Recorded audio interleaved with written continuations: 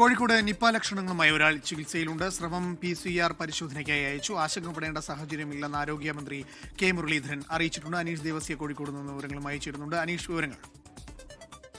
കോഴിക്കോട് ജില്ലയിൽ വീണ്ടും നിപ്പ ഭീതി ഉയർന്നിരിക്കുകയാണ്. കോഴിക്കോട് സ്വദേശിയെ നിപ്പ രോഗലക്ഷണങ്ങളോടെ കോഴിക്കോട് ഒരു സ്വകാര്യ ആശുപത്രിയിൽ ഇപ്പോൾ പ്രവേശിപ്പിച്ചിരിക്കുകയാണ്. ഇദ്ദേഹത്തിന് നിപ്പയുടെ പ്രാരംഭ ലക്ഷണങ്ങൾ കണ്ടതിനെ തുടർന്ന് ആരോഗ്യവകുപ്പിന്റെ നിർദ്ദേശപ്രകാരമാണ് ഇപ്പോൾ ഐസൊലേഷനിലേക്ക് മാറ്റിയതും വിദഗ്ധ ചികിത്സ നൽകി വരുന്നതും.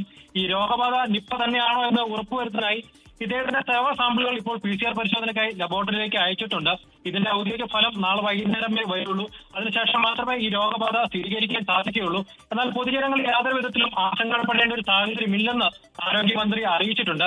ഈ ആരോഗ്യവകുപ്പ് എല്ലാവിധ മുൻകരുതൽ നടപടികളും സ്വീകരിച്ചിട്ടുണ്ടെന്നും ഈ പ്രതിരോധ സംവിധാനങ്ങൾ സജ്ജമാണെന്നും മന്ത്രി വ്യക്തമാക്കിയിട്ടുണ്ട്. ഈ പരിശോധനാ ഫലം എത്രയും വേഗം ലഭിക്കാനുള്ള ഒരു നടപടികളാണ് ഇപ്പോൾ പുരോഗമിച്ചുകൊണ്ടിരിക്കുന്നത്. ഏതായാലും ആശങ്കപ്പെടേണ്ട ഒരു സാഹചര്യം ഇല്ലെന്നാണ് നമുക്ക് മനസ്സിലാക്കാൻ കഴിയുന്നത്. അനൂപ്,